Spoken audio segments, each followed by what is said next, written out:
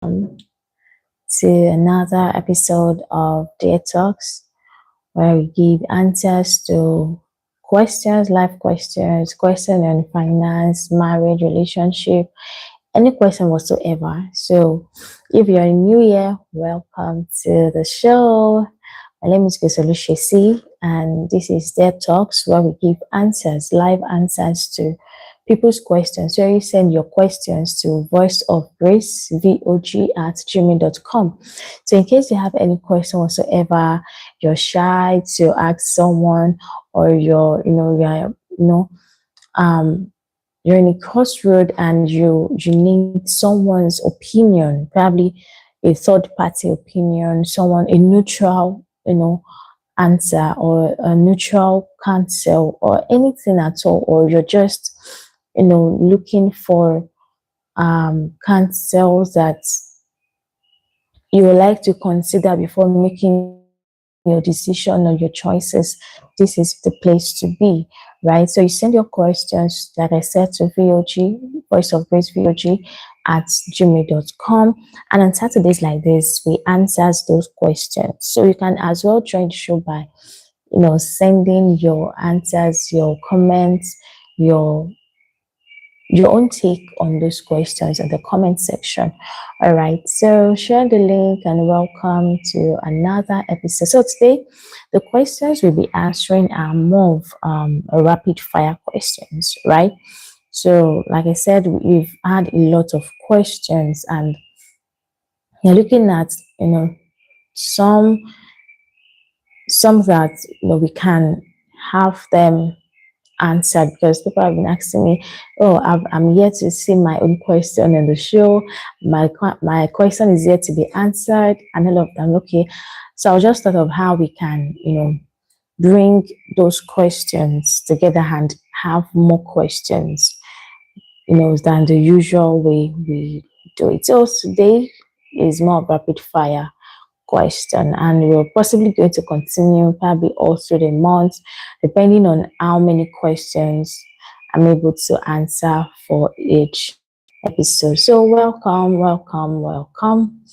and share the link. Let me know where you're watching from. Welcome. Okay, so the first question I have here says, how do I stop comparing my life to everyone else? How do I stop comparing my life to everyone else? Okay, so one thing I need you to first know is that you need to um, know who you are. Know who you are. Who you are as a person, who God has called you, who you are meant to be, what you represent. Because comparison thrive when you do not know who you are as a person, when you do not understand your journey, when you don't know that you're different. And when we say we are different, we're not saying nobody's better than anybody. Nobody's better than you. You're not better than anybody. You're just different. Okay, you're different from the other person you're comparing yourself to. So you need to know who you are. This is one thing that can really stop you or help you from comparing yourself to someone else. Because you would later on in life have different seasons. You will experience different seasons of life, be it as a single person, be it as a married person, be it as a career person, in any area of life at all. You will experience different seasons. So the earlier you know who you are, you understand your journey, you know who you're meant to be, you understand purpose, it will help you from not looking at other people and thinking that their life is better than yours, or you're not like them. You understand who you are. So that is the first thing that came to mind. Know who you are. Okay, so the next question is, how do I know if they love me or just love the attention I give? Okay, so this is very, very interesting. So one thing I usually tell people is that it's one thing for you to love someone, it's another thing for them to love you, and it's another thing for both parties to be in love with each other. So whether it's a romantic relationship, it's a friendship relationship, even in the family setting, people can love you and you don't necessarily love them. That's what you listening to me right now. You know that there's some people in your life that are in your space, but you don't really love them. Same way, there are some persons that might not really love you. So when you're talking about, people that you really want to do life with, be it friends, be it a partner, be it or family members, the love has to be mutual, or else the other person will be like a parasite. The other person will be like, the prey. So how do I know if they love me or they just love the attention I give? So one very quick way. Thank you. Yeah, thank you. Yeah, feel free to subscribe and like, and share the link with someone. Thank you. Yeah, so one way you can really know if someone loves you or they just love the attention you give is when you need them. Because if you're giving them attention at some point in their life, what about when you are in a dark stage of your own life, or when you're in need of someone, or when you need them? We can be in a situation that oh, this is the person I need, or probably it's the counselor I need from this person, or this is the person I need in my space. It's different from I want people in my space, right? When you need this person in particular, do they show up for you? Are they there to give you the same attention you give them? Are they there to show you the same love you show them? So that's one of the ways you can know if someone loves you the way you love them, if someone cares for you the way you care for them. Do they reciprocate in what you do to them? Or it is only when they are in need of you, they reach out to you? When do they check on you the way you check on them? Do they care for you the way you care for them? Are they considerate the same way you consider them in some of the things you do? So that can be the quickest way to know if someone loves you or they just love the attention that you give. Okay, so I said, is it okay to leave someone I still love? Okay, yeah. It depends. Like I said, is it okay to leave someone I still love? The question: do they love you? Does this person love you in return?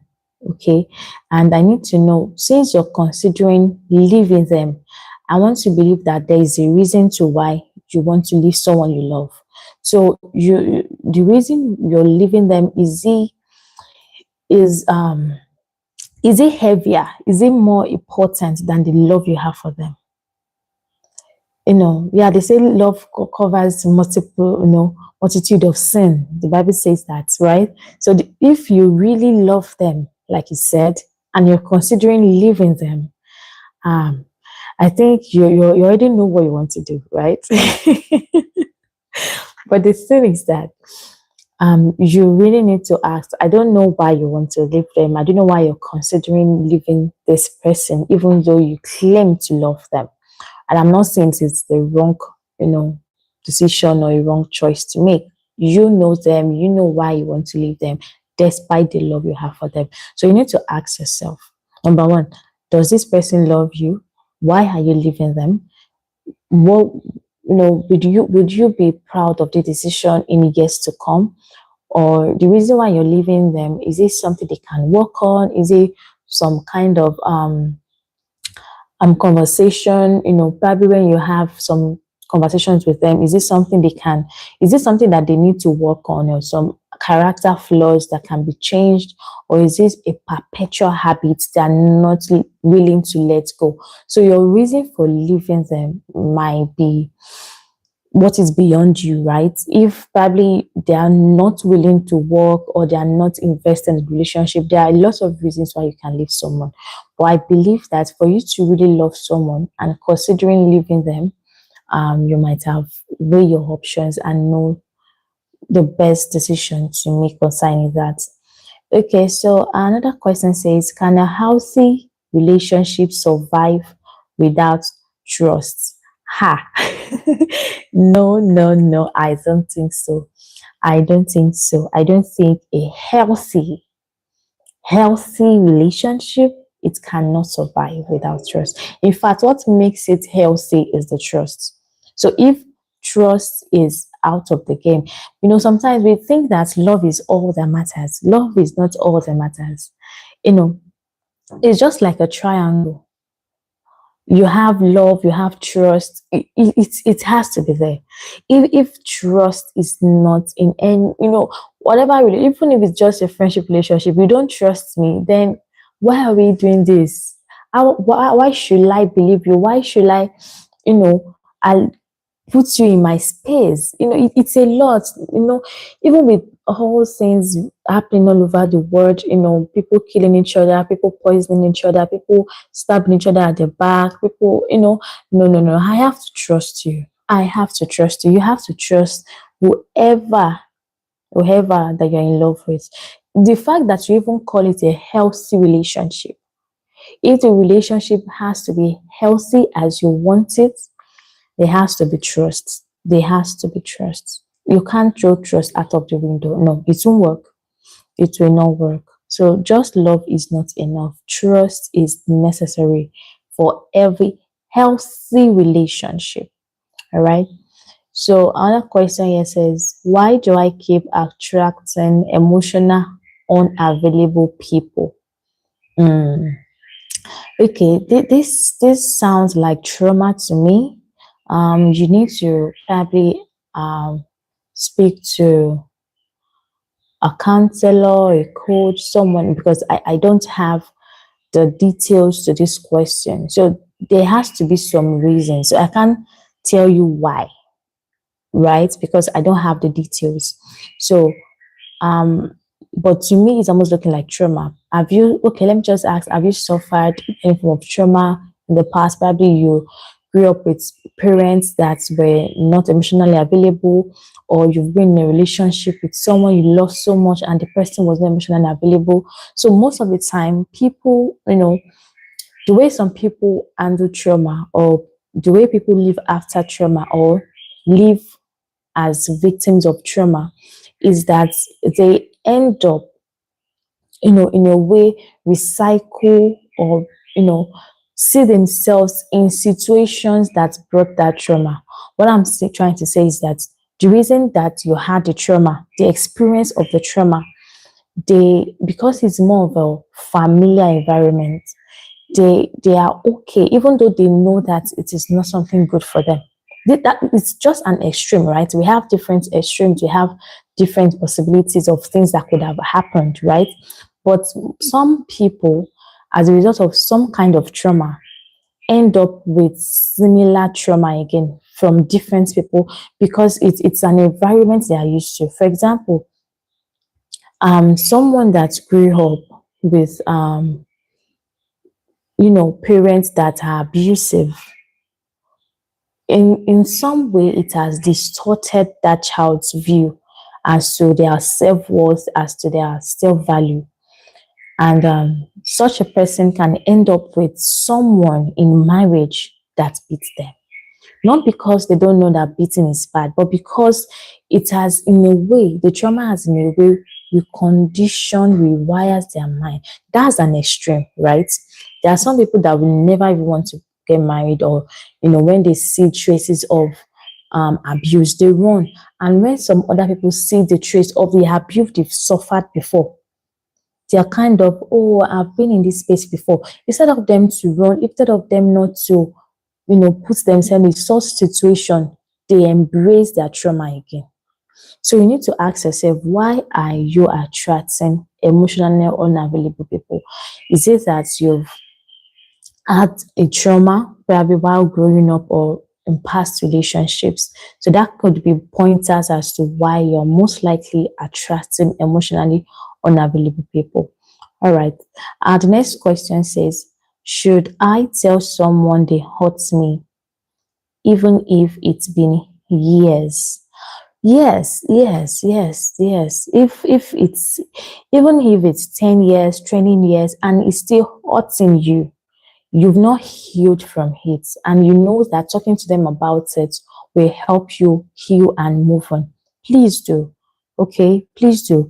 The fact that you are even considering talking to them about it means that you've not healed from it, right?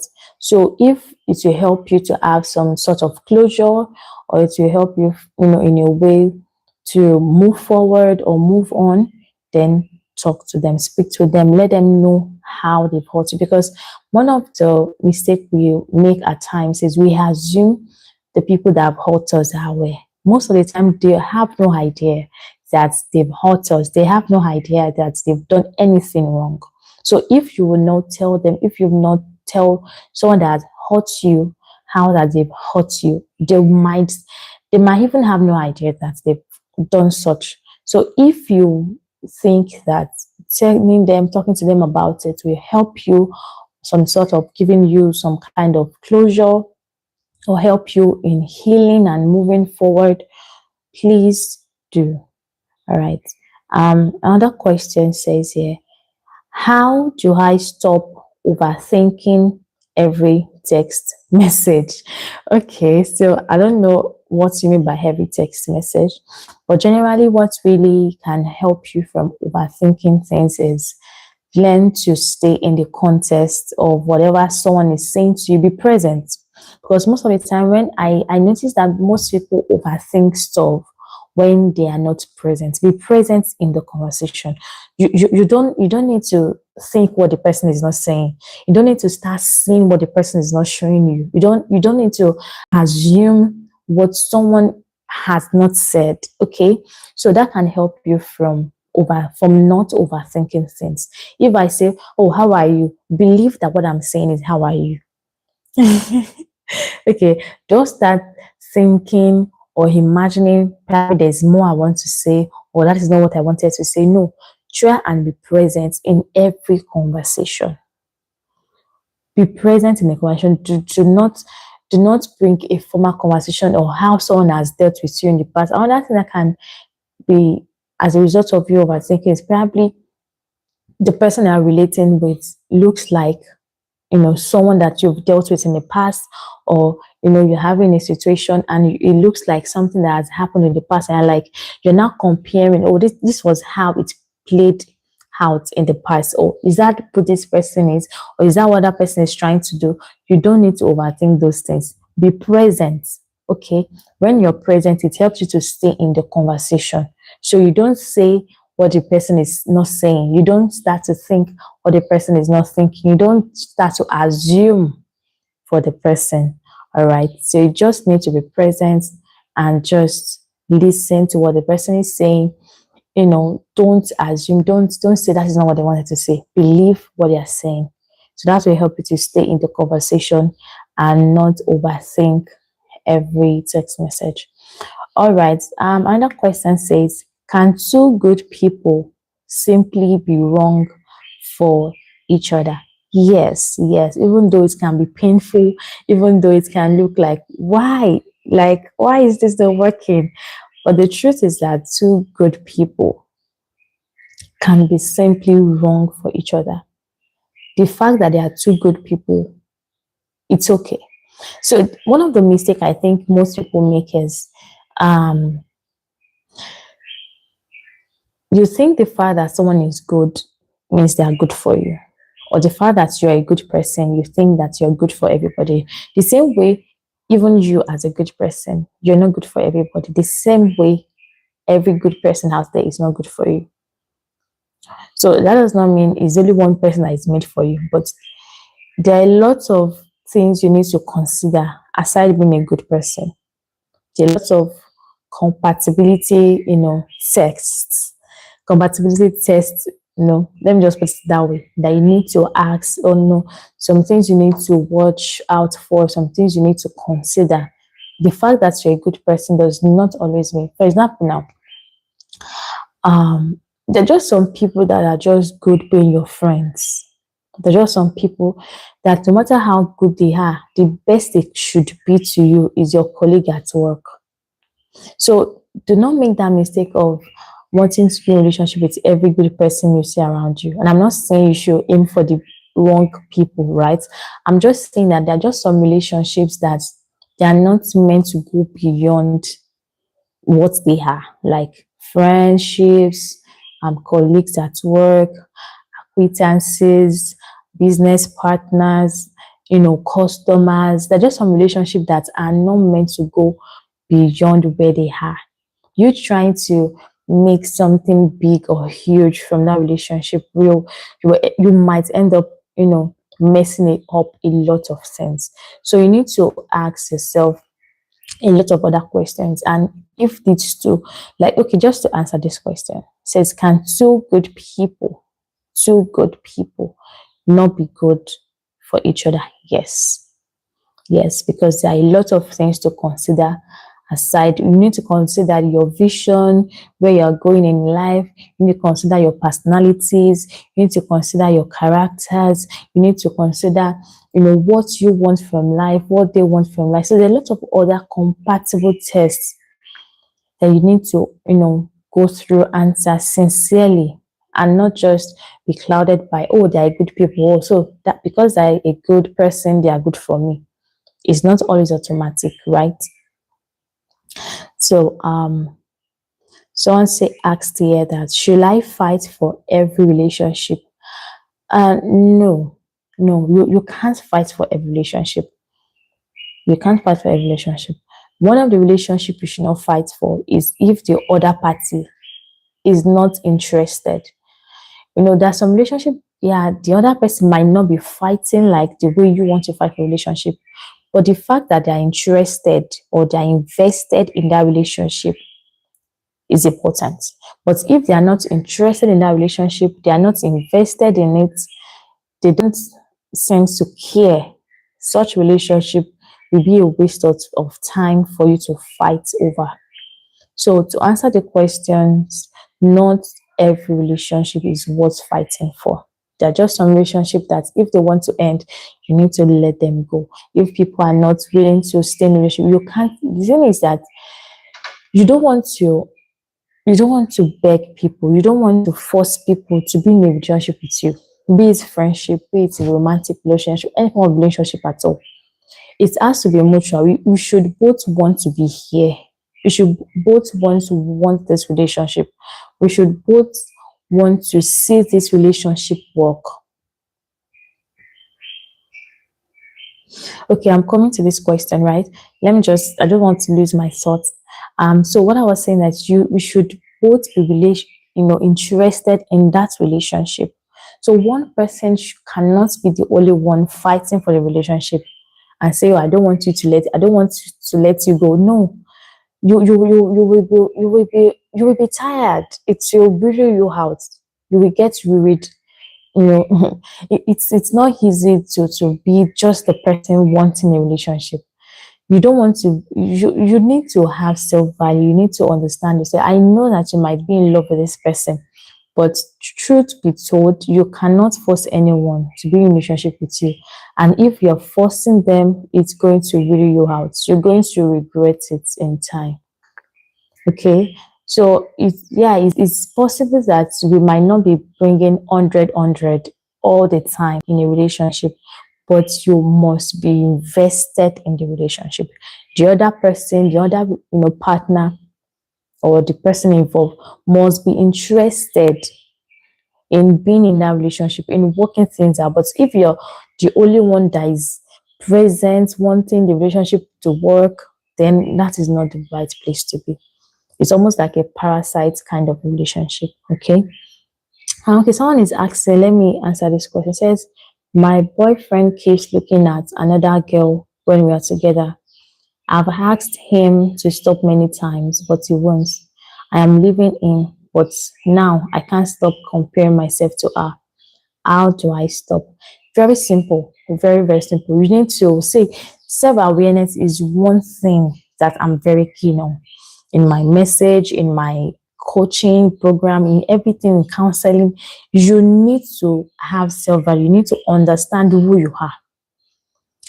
So I'm so sorry for this experience you're having presently. I'm so sorry you had to experience this, but you need to go back to understanding who you are as a person. Do not allow your boyfriend's decision or choices to affect who you are. It should not affect the way you see yourself. When we started, today's episode, the first question that came, I think I was talking about how that is necessary for everyone to have self-identity, to know who they are as a person. This is one thing that will help you to know that, yeah, there are a lot of other people out there, taller people, shorter people, people that are more beautiful than you are. That's the truth. We are not all the same. We cannot be the same. Okay, that's the way God has created everybody. Now you're talking about physical appearance now, right? We cannot all look the same. Even people born into the same family, they don't look the same. They don't look exactly the same. One person is taller than the other person is fatter. It does not mean slimmer is better than fatter. It does not mean, taller is better than the short person. No, it is just it's just the beauty of God's creation. So you need to understand who you are as a person. You need to tell yourself, I'm the image of God, created in God's likeness. This person looks like who God wanted them to be. I am looking exactly the way God has created me to be. So I will not allow my boyfriend's misbehavior of looking at other girls when he's with me. I won't allow that to make me start comparing myself to them. So one thing you need to tell yourself over and over again is who you are. So now I'm asking you, do you know who you are as a person? Do you know who you are as a person? Because even in our journey, in our choices, in our pursuits, what will make us to stay true to our vision? Because we see a lot of enticing career out there, especially now we are in the season of AI. Everybody is now a tech pro. What will make you stay true to your career is because you know this is what is bringing fulfillment to you. You understand what purpose means to you. So regardless of any career wave or people changing jobs or people relocating, you know who you are, you know what you want, you know who you want to be, you know where you are headed, you know who you're meant to be, you know your life goals, you know your purpose. You don't allow all those noise. It's just like you're going to a local store or you're going to a market, a loud, a noisy market, and you're like, you want to answer everybody talking. You can't answer everybody talking. You are going straight to where you're going. You want to buy what you want to buy, and you're going back home, right? So that is how life is. There will be noises here and there. There will be distractions here and there. But when you know where you're headed, when you know what you want out of life, when you know what you want to add to the word, you don't allow those distractions. You don't allow those noise. You don't allow them distract you. You put your eyes on the goal. You go for the goal. You stay true to yourself. The fact that you're doing all that you can do, be the best version of yourself. So that is the mistake I think most people make. They're trying to be another version of someone else. No, you're meant to be the best version of yourself. Okay, you're saying, I keep thinking any future man in with would prefer that girl over me. I think of this comparison in my head. How can I completely forget about this girl? Okay, so I think um I would really like to follow up on this. I would like to follow up on you personally. I don't know if you can go on go to my page, my YouTube page right now.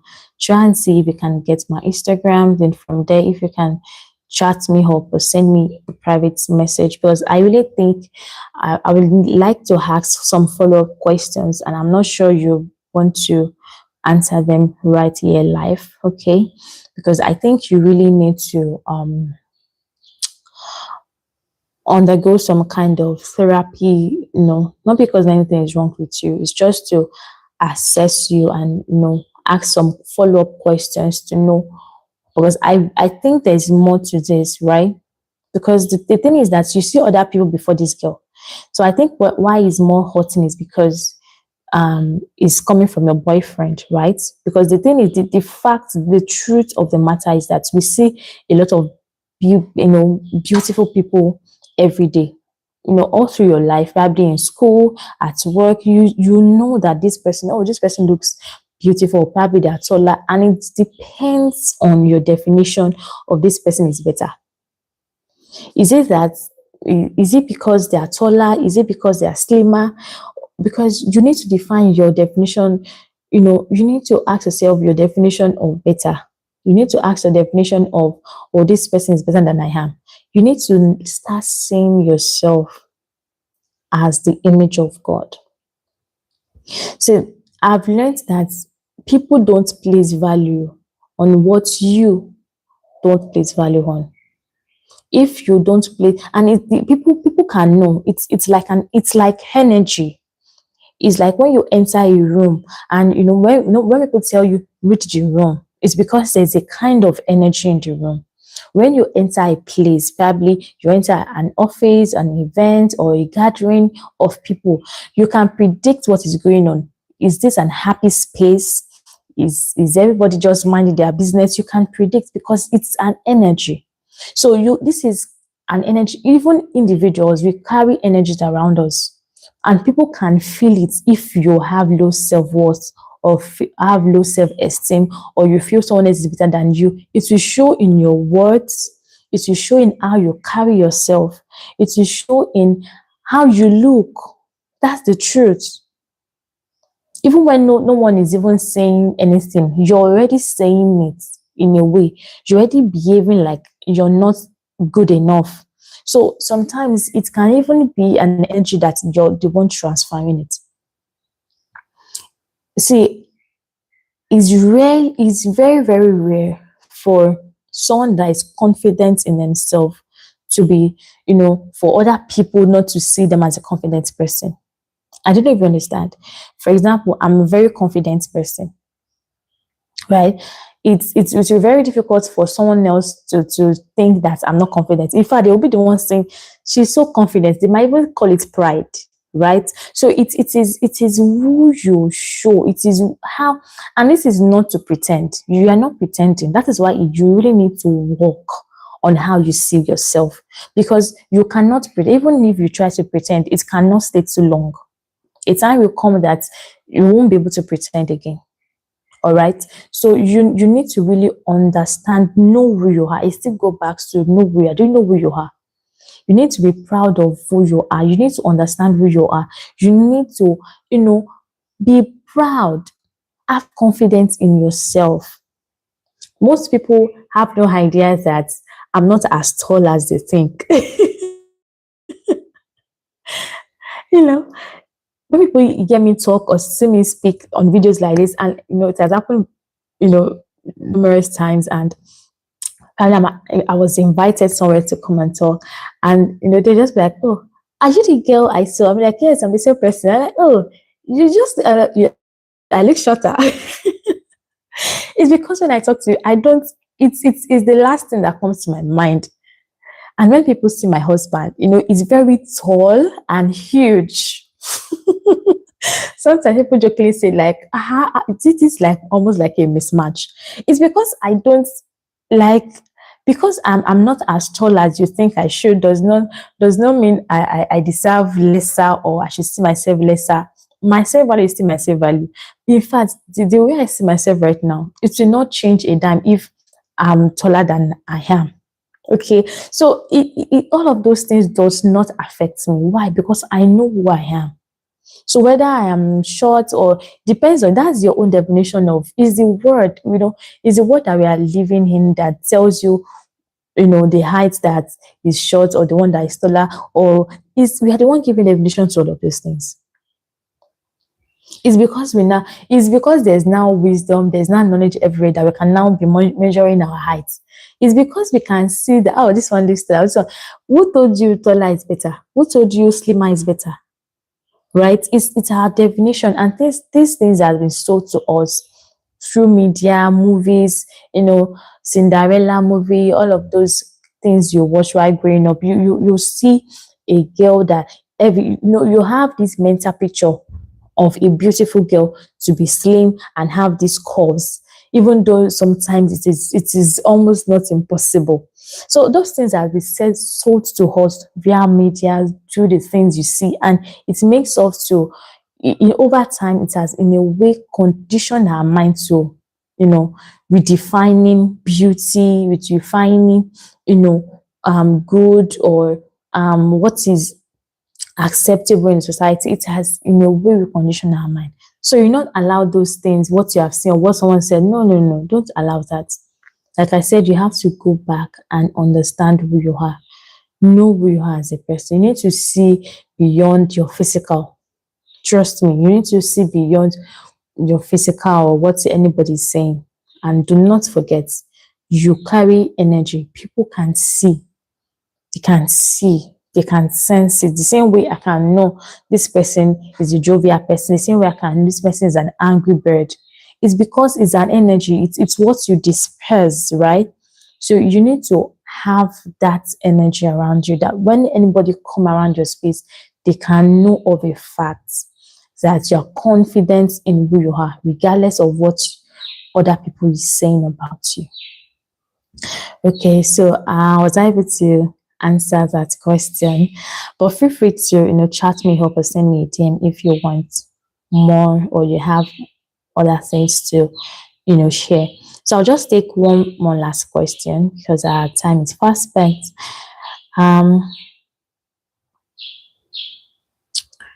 Okay, this person says, why do I feel guilty whenever I start choosing myself over? Yeah, you're welcome. So this person says, why do I feel guilty when I start choosing myself? Sometimes it's the Messiah syndrome that really wants us to feel like we are born to save the whole world. And if you're not saving the whole world every day of our life, you're not doing anything meaningful. So choosing yourself is not selfishness. Choosing yourself is placing value on yourself. And one of the mistakes most people make is that the value you don't put on yourself, the value you don't put on you as an individual, as a person, how can you now give value to someone else?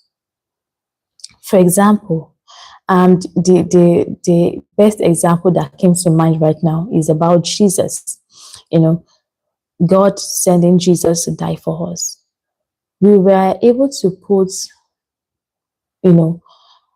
enormous value on Jesus because reading through scripture, we can see how much God placed value on Jesus.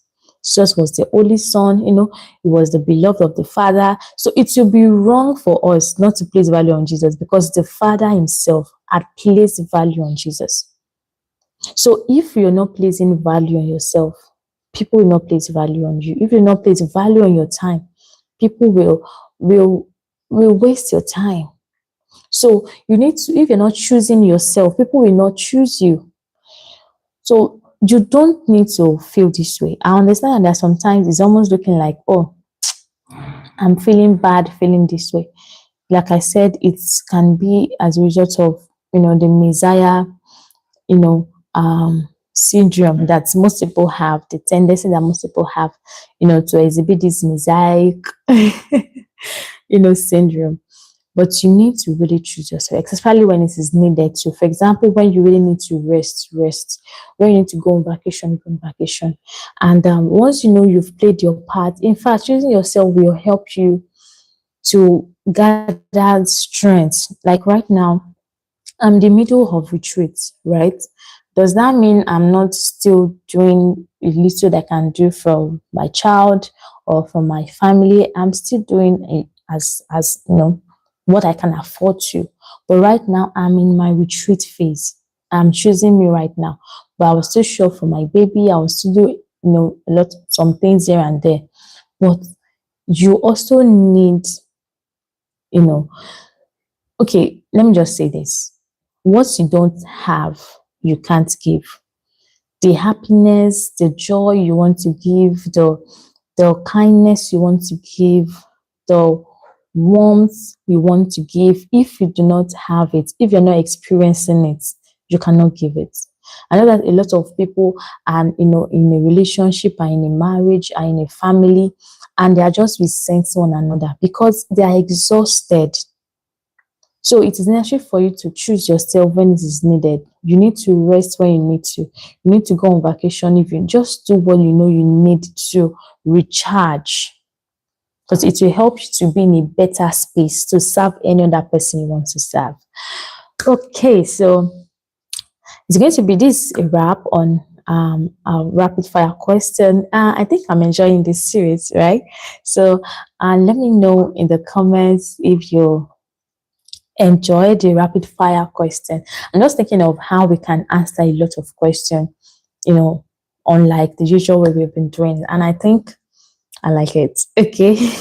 So feel free to always drop your questions to voiceofgrace.vog@gmail.com, or you just drop your question live right here and I can give answers to them. Do not forget to like if you're yet to. Please like, comment if this has touched you in any way or you have something to say about what I've said, okay, and share with someone, and subscribe if you're yet to. Turn on the notification bell so that you always get, informed whenever I come live for another episode is dropped right here. Do not forget to like, comment, share, and subscribe. Thank you. Until I see you in my next video.